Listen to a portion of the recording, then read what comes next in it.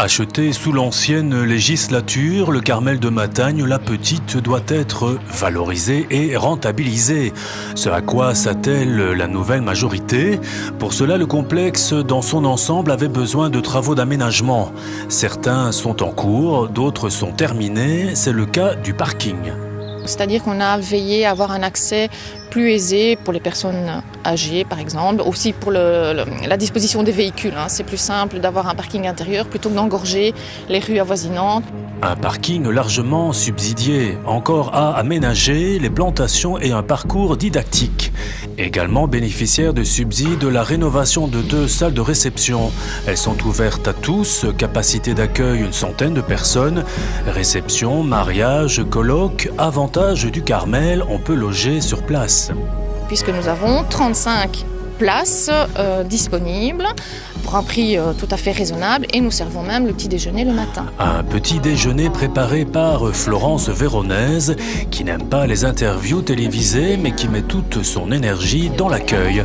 Elle est engagée depuis peu par la commune en tant qu'employée administrative. Autre changement au sein du Carmel, les locations. On s'y bouscule, ou presque.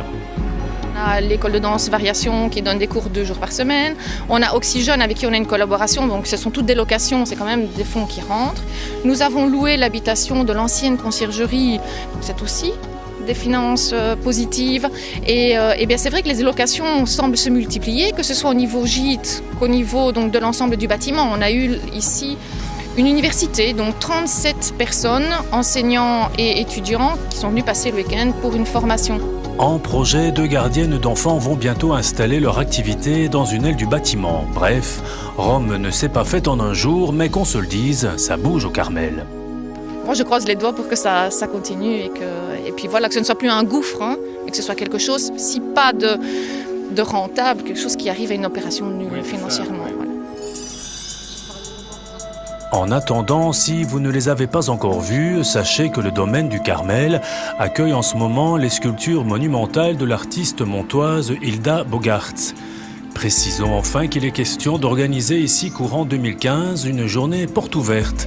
Objectif que tous les habitants s'approprient ce joyau du patrimoine communal, un peu le leur en somme.